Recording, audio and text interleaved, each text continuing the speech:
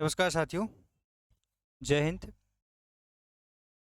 बहुत बहुत स्वागत है मध्य प्रदेश वर्ग 2 माध्यमिक शिक्षक भर्ती के सभी भविष्य के शिक्षकों का राम सर यूट्यूब चैनल में एक बार फिर से। यह वीडियो बहुत यूनिक है, बहुत स्पेशल है और उन सभी साथियों के लिए जिनके सवाल बहुत सारे हैं और जवाब देने वाला कोई नहीं है। कुछ टेक्निकल कारण हैं ऐसे जो कि शायद मैं पिछले कई वीडियो में बता चुका हूँ कि एनओआईस वालों के साथ क्या अप्रूवल हो सकता है।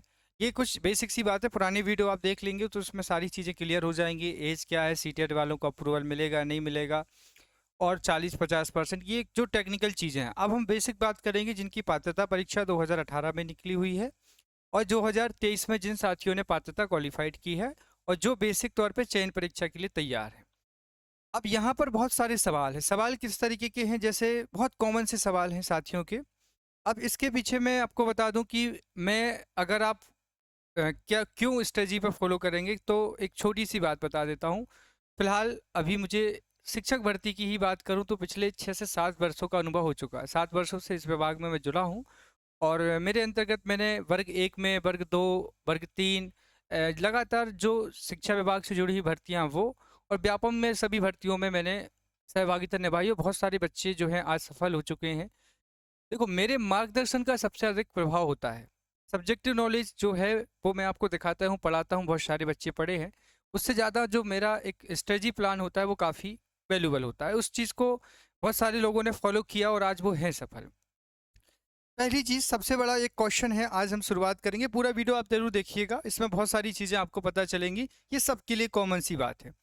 पहला प्रश्न है आप सभी का कि पढ़ने हैं तो सर, पहला क्वेश्चन है, मैं यहाँ लिख देता हूँ, वर्ग 2 चयन परीक्षा या माध्यमिक चयन परीक्षा 2024, ठीक है। 2024 का आपका ये बहुत सारे सवाल है। सबसे पहला जो सवाल है वो क्या है? वो सवाल है कि सोर्स क्या होना चाहिए सर, कि हमें बेस क्या बनाए कि हमें क्या पढ़ना है, कैसे पढ़ना है। तो देखिए, मैंने आप सभी को 2 दिन पहले एक वीडियो बनाया था जिसमें मैंने आपको पात्रता परीक्षा 2023 का सिलेबस डिस्कस किया था। आपने इस वीडियो के बाद इस पीडीएफ को भी आपने टेलीग्राम से डाउनलोड किया होगा और इस पर मैंने आपको बहुत सारी चीज़ें क्लियर कराई थी कि आप लोगों को फ़िलहाल के लिए आपका जो मेन मोटिव है वो ये होना चाहिए। ये जैसे सामाजिक का आप देख रहे हैं, तो आपको पूरा बेस बनाना है इसको। इसका जो मैंने आपको पीडीएफ भेजी है टेलीग्राम पर, आप वहाँ से डाउनलोड करके इसका प्रिंट आउट निकालिए और जहाँ पे भी आप पढ़ते हैं या जिस बुक से पढ़ते हैं उस बुक के अंदर रखिए या सामने लगाइए। ये आपका बेस होना चाहिए कि हमें पहले पूरा इसको कवर करना है। ये पूरा सिलेबस मैंने आपको दिया हुआ है पीडीएफ के तौर पे। नहीं मिलेगा तो आप किसी साइबर कैफ़े पर जा करके उनसे बताइए सर वर्ग 2 का सिलेबस डाउनलोड कर लीजिए। वो पीईबी की वेबसाइट पर, ईएसबी बोर्ड की वेबसाइट पर जाकर डाउनलोड करके वो आपको प्रिंट आउट दे देंगे, तो आप अपने विषय का निकाल के सामने रख लेना। अब यहाँ पर देखो, आप सभी को पता है कि सिलेबस क्या होगा, तो अभी आप इसे मानकर बेस पढ़ सकते हैं, ठीक है। अब सिलेबस यही मैंने आपको बता दिया है कि पात्रता 2023 का जो सिलेबस है, ठीक है, पात्रता 2023 के जो आपने दी हुई है उसी का सिलेबस आपका बेस अभी फिलहाल होगा, उसी में से आपको कवर करना है, ठीक है। अब दूसरी बात ये कि सर ठीक है, सिलेबस सामने आ गया, सोर्सेस क्या होना चाहिए कि हम इस चीज़ को कैसे कवर करेंगे, कहाँ से पढ़ें, कैसे पढ़ें। अब दो बातें सामने हैं। पहली चीज़ कि ये अभी आपका अप्रैल चल रहा है, मई जून जुलाई, मतलब 3 महीने 90 दिन का समय आपके पास में है और ये 100% श्योर है कि अगस्त के पहले ही पेपर आपका हो जाएगा, मतलब अगस्त के स्टार्टिंग में शुरू हो जाएंगे आपके पेपर। अब इस पर कोई डाउट नहीं है, और जो डाउट कर रहे हैं वो बेसिक सी बात है कि वर्ग 2 की जो चयन परीक्षा की चयन रेस है, जो सक्सेस होने वाली रेस है, और जिनको ये डाउट है कि वो अगस्त में पेपर नहीं होना है तो वो उस रेस से वैसे भी बाहर हो जाएंगे। और अच्छा ही है कि जो रेस में अगर होना ही नहीं चाहते वो जानबूझकर उससे इस रेस से पीछे भग रहे हैं कि हमें पढ़ना ही नहीं पड़ेगा, तो बहुत अच्छी बात है। अब यहाँ पर देखेंगे दूसरा पॉइंट जो है कि सर पढ़ना है कहाँ से पढ़ें। तो देखिए, इसके लिए बहुत अच्छा बेसिक सी बात है। जिन्हों की 2023 की पात्रता है, जिन साथियों ने 2023 में पात्रता परीक्षा दी है, काफ़ी लोगों ने खुद के नोट्स बनाए हैं, काफ़ी लोगों के पास पुरानी कुछ बुकें हैं या किसी के नोट्स लिए हैं या कोई भी कंटेंट आपके पास में है। तो पहला काम है कि आप उसी से पढ़िए, नया कुछ अभी मत लीजिए। चयन परीक्षा के लिए आपने पात्रता में जो कंटेंट लिया हुआ है उसी को कंटिन्यू पढ़िए, उसी का रिविजन करिए। कुछ साथी ऐसे होंगे जिन्होंने एनसीईआरटी को बेस बनाया है, पिछले पात्रता के समय भी, और पहले से वो एनसीईआरटी को पढ़ते आ रहे हैं तो बिल्कुल एनसीईआरटी को कंटिन्यू करिए। अब वो साथी जिनकी पात्रता 2018 में पास है या 2023 में है, फिलहाल पढ़ने के लिए कुछ भी नहीं है, उनके लिए अलग अलग तरीके से मैं आपको चीज़ें समझाता हूँ। देखिए, अगर आप कुछ चीज़ों को कहें कि सर मैं, अब मैंने पिछली बार एनसीईआरटी लिख दिया था तो उसमें काफ़ी लोगों को प्रॉब्लम हो गई थी यहाँ पर। देखिए, अभी मैं आपको बताता हूँ। सबसे पहली चीज़ ये है कि अगर आप 2018 में पास किए हैं, ठीक है, तो अब आपके पास में विकल्प क्या क्या हो सकते हैं तैयारी करने के लिए। अब सिलेबस को देखिए, टॉपिक वाइज पढ़िए। आपके पास दो बेहतर विकल्प हैं। पहली चीज़ तो ये कि ऑथेंटिक जो पब्लिकेशन आती हैं बुकें, जैसे कि वर्ग 2 में मैथ्स है, वर्ग 2 की इंग्लिश है। अब आपको दो चीज़ें उसमें लेना है, एक तो कंटेंट और एक पेडागोजी। जैसे गणित तो गणित की पेडागोजी और मैथ। अब आपको मैथ का वो बुक लेनी है जो उसके हिसाब से परफेक्ट हो। तो फिलहाल ऐसी कोई बुक अभी मार्केट में नहीं है। तो आप क्या कर सकते हैं, मैथ के लिए मैं सजेस्ट करूंगा कि आप एनसीईआरटी उठा लें। जो 10वीं तक की मैथ आप पढ़ते हैं या जो भी स्कूल में चलती है, ऑथेंटिक बुक है वो, या जो 6वीं से 10वीं तक की एनसीईआरटी है उससे आप कवर कर सकते हैं। बाकी गणित के अलावा अगर आप बात करें इंग्लिश की, तो तीनों लैंग्वेज जो हैं, लैंग्वेज के लिए आपको कहीं से कुछ नहीं पढ़ना है। आप अगर बुक पहले से पढ़ रहे हैं तो ठीक है, वरना ग्रामर के लिए आप कोई भी पब्लिकेशन की बुक ले सकते हैं इंग्लिश में। संस्कृत के लिए भी आप पब्लिकेशन की बुक ले सकते हैं, या आप हिंदी के लिए भी नोट्स हैं हमारे, पब्लिकेशन, सब कुछ। देखो, आपके ऊपर निर्भर करता है कि आप क्या करना चाहते हैं। अगर बहुत बेस्ट करना चाहते हैं तो फिर नोट्स हैं, उतना आप खर्च कर पाएँ। अगर 1000 रुपये एफर्ट कर पाते हैं घर बुलवाने के लिए नोट्स को, तो वो आपके ऊपर निर्भर करता है। अगर आप मार्केट से बुक लेंगे तो थोड़ा सस्ता पड़ जाएगा, 600-700 रुपये में आपको कंटेंट मिल जाएगा। तो यहाँ पर आप ग्रामर की कोई बुक ले सकते हैं तीनों लैंग्वेज में, और पेडागोजी की बुक ले सकते हैं, या दोनों ही बुकें आती हैं, सीटेट के लिए भी आती हैं। तो सिलेबस पूरा मिलता जुलता मिलेगा आपको, 80% तो मिल जाएगा, ठीक है। अब इसमें सामाजिक के लिए आपको ध्यान रखना है कि सामाजिक वाले जो साथी हैं, उन साथियों के लिए मेरा सजेशन है कि एनसीईआरटी बेस्ड जितनी भी बुकें आती हैं, ठीक है, जितनी भी आपकी बुकें आती है मार्केट में, उन सभी बुकों को आप फॉलो करें। जैसे कि आपने देखा होगा हिस्ट्री के लिए एक स्पेशल बुक आती है एनसीईआरटी बेस्ड, ठीक है। उसी प्रकार से ज्योग्राफी के लिए आती है, जैसे कि आपने देखा होगा एक बुक आती है बर्नवाल की, वो आप बुक ले सकते हैं। बर्नवाल जी के अलावा आप पॉलिटी के लिए कोई भी बुक ले सकते हैं, परंतु एमसी मैकग्राहिल मत लेना, वो बहुत बड़ी बुक हो जाएगी। तो आप क्या कर सकते हैं कि अलग अलग बुकें ले सकते हैं। पेडागोजी के लिए अभी बिल्कुल मत लेना कुछ भी, वो मैं लास्ट में बता दूंगा कि क्या करना है उसके लिए। तो अभी आपके पास बुक का ही एक ऑप्शन है जो आप ले सकते हैं, ठीक है। मैथ के लिए कोई बुक अभी मिलेगी नहीं मार्केट में, तो वो आप एनसीईआरटी से कवर कर सकते हैं, या तो फिर आप मेरे यहाँ नोट्स उपलब्ध हैं वो कर सकते हैं, जो आपको बेहतर लगे, ठीक है। तो फिलहाल ये है कि सिलेबस को उठाइए, टॉपिक को उठाइए, और देखिए कि मार्केट में कौन कौन सी बुकें आपके हिसाब से अच्छी लग रही हैं जो एनसीईआरटी के बेस पर हैं, उनको उठा करके स्टार्ट कर दीजिए। उसी में प्रैक्टिस सेट भी आपको मिल जाएंगे। अब यहाँ पर देखिए, ये कंटेंट आपको मार्केट में थोड़ा रिसर्च करना पड़ेगा। तीनों जो लैंग्वेज हैं उनमें आपको बेहतर ग्रामर की बुक चाहिए होगी, और ग्रामर के साथ प्रैक्टिस की बुक चाहिए होगी, है ना। पेडागोजी अभी मत लेना अगर आपको नहीं मिल रही है, तो तीनों लैंग्वेज की आप बुक लीजिए, बहुत बेस्ट बुक हो, या फिर आप नोट्स ले लीजिए जो आपको बेहतर लगे। अगर आप साइंस की मैं बात करता हूँ, तो साइंस के लिए देखो, अगर आप पहले से एनसीईआरटी कवर करते आ रहे हैं, आपने बहुत सालों से एनसीईआरटी को पढ़ाया है या पढ़ा हुआ है या जो भी किया हुआ है, तो उसी को फिर आप रिवीजन करिए। और अगर आपने एनसीईआरटी पहले कभी नहीं पढ़ी है, तो अब आप एनसीईआरटी के आधार पर जो मार्केट में बुक आती है वो, या जो भी आपको बेस्ट लगे, यहाँ पे भी मैंने डेमो दिया हुआ है एनसीईआरटी के हिसाब से, जो नोट्स है मेरे, उनको भी आप देख सकते हैं। तो यहाँ पर आपको बेस बनाना है बुकों के लिए। देखो, एनसीईआरटी नहीं पढ़ना आपको, एनसीईआरटी का आधार बना करके जो बुकें तैयार की गई हैं उसमें स्पेशल लिखा रहता है कि ये एनसीईआरटी के बेस पर है, जैसे मैंने सारे नोट्स एनसीईआरटी को बनाकर या फॉलो करके बनाए हैं। देखो क्या होता है ना, कि जो स्पेसिफिक बुक होती है, जैसे मैं आपको दिखाता हूँ, देखिए अभी यहाँ पे कोई बुक है नहीं एट प्रेजेंट मेरे पास सामने, मुझे देखना पड़ेगा उसमें जाके। बुकें जो होती हैं वो स्टैटिक होती हैं, बुकें टू द पॉइंट होती हैं, पर जो एनसीईआरटी वाली बुकें होती हैं वो थोड़ी अच्छी होती हैं, जो बच्चे पढ़ते होंगे उनको पता होगा। तो उसी को बेस बनाकर आप अपनी तैयारी को आगे कर सकते हैं, ठीक है। तो ये तो हो गया कि सर कैसे पढ़ना है और कहाँ से पढ़ना है। अब सर कितना पढ़ना है कि हम एक अच्छी पोस्ट डिजर्व कर सके या हम ले सके।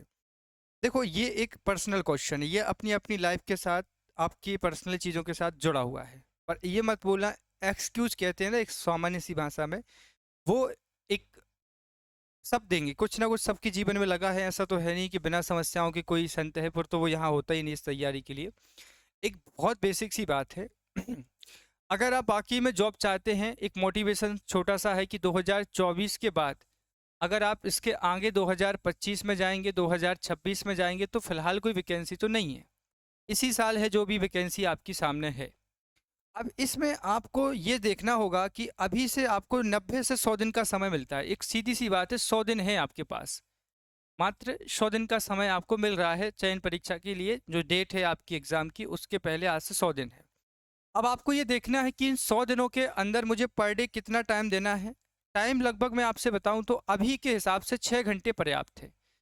6 घंटे अगर आप पढ़ाई कर रहे हैं अभी के हिसाब से, एक विषय है अगर आपका चयन परीक्षा में, तो पर्याप्त है। और अगर आप 2 विषय से दे रहे हैं चयन परीक्षा, तो 8 घंटे लगभग आपके पास होना जरूरी है। ये आपके पढ़ाई के घंटे हैं। अब आपके पास कौन से एक्सक्यूज हैं, सर मैं टीचर हूँ, या फिर मैं कहीं जॉब करता हूँ, या मैं कोई दुकान खोला हूँ, या जो भी काम आप कर रहे हैं अभी कंटिन्यू करिए। ये आपको काम कब छोड़ना है टोटली, मतलब ये 6 से 12 घंटे कब पढ़ना है, और 8 से 16 घंटे या 15 घंटे कब पढ़ना है, जब आपका नोटिफिकेशन आएगा तब। अभी आपको सिर्फ इतना इतना पढ़ना है। अब ये 6 घंटे कैसे करेंगे सर, एक्सक्यूज इसके लिए क्या है, तो देखो कुछ डिस्ट्रैक्शन आपको ख़त्म करने पड़ेंगे। आपको ये देखना होगा कि इस 24 घंटों में मैं समय कहाँ दे सकता हूँ, दे रहा हूँ, और कहाँ से समय को बचा सकता हूँ।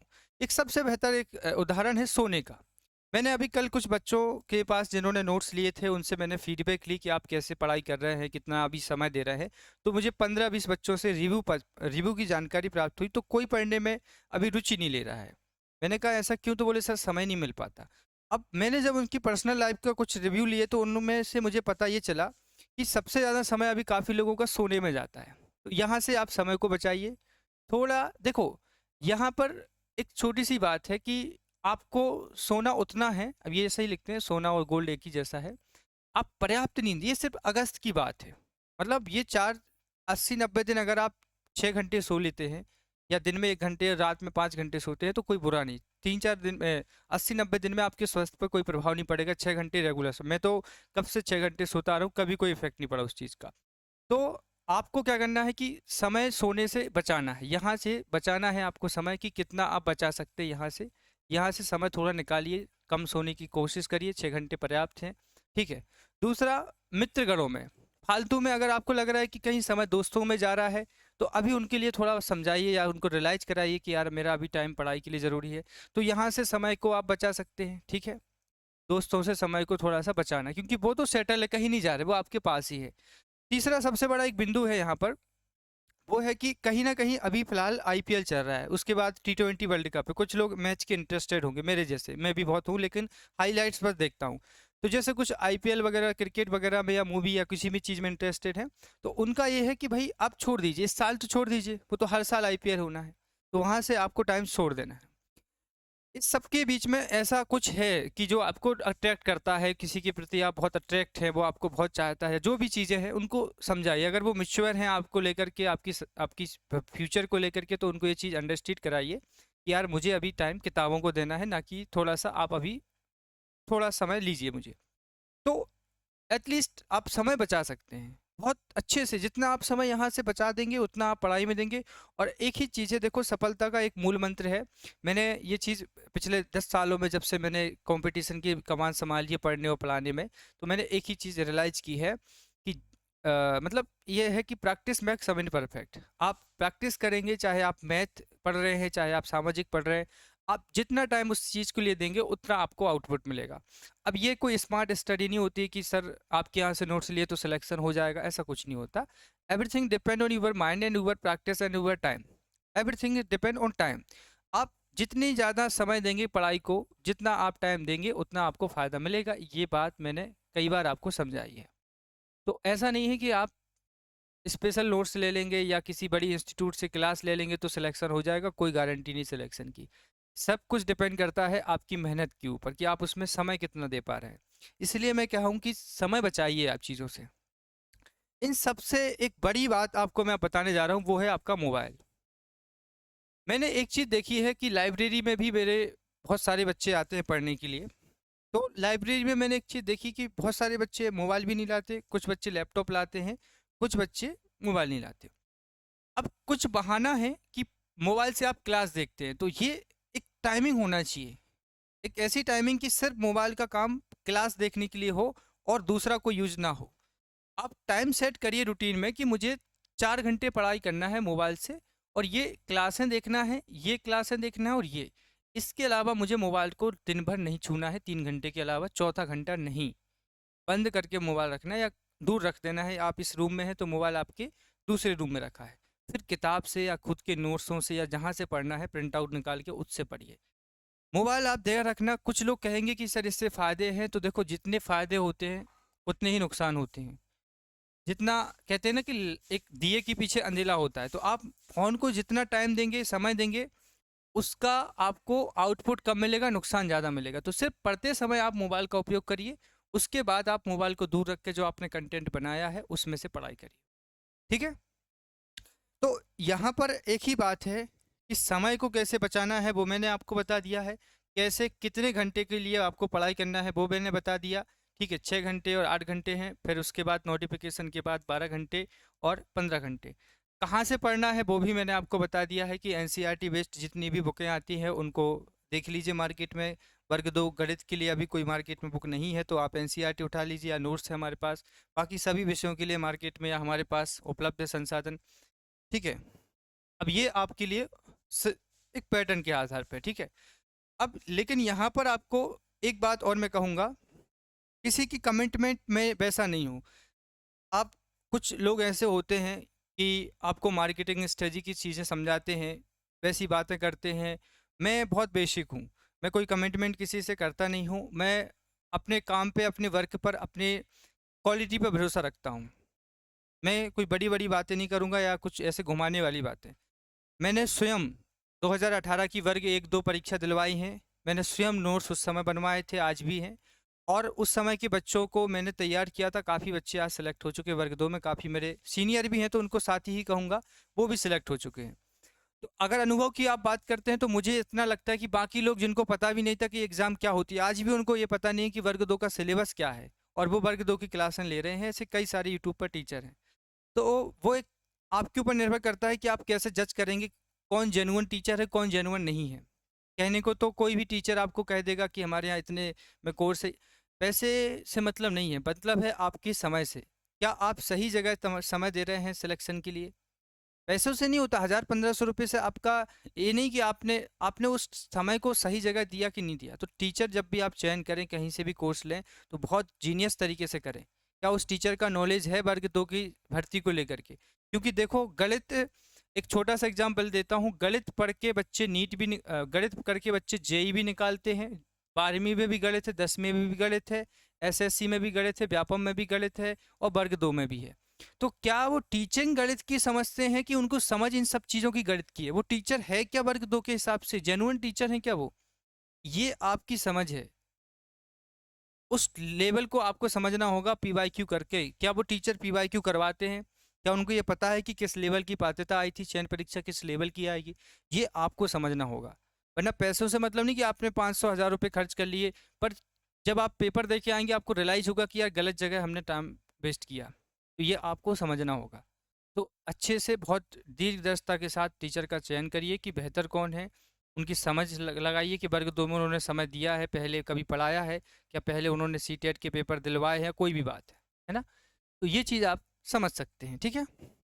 इसके अलावा सबसे मेन चीज़ है कि आपके पास जो फिलहाल उपलब्ध है संसाधन, उससे स्टार्ट कर दीजिए पढ़ना। समय को थोड़ा बचाइए, जो मैंने आपको संसाधन बताए हैं वहाँ से समय को आप कंज्यूम कर सकते हैं। सिलेबस मैंने आपको समझा दिया है। और इसके अलावा बस एक ही बात है कि कट ऑफ या कितना, अब कुछ लोग कट ऑफ की वीडियो भी बना दिए हैं कि कितना कट ऑफ जाएगा सर, कितने लोग हैं।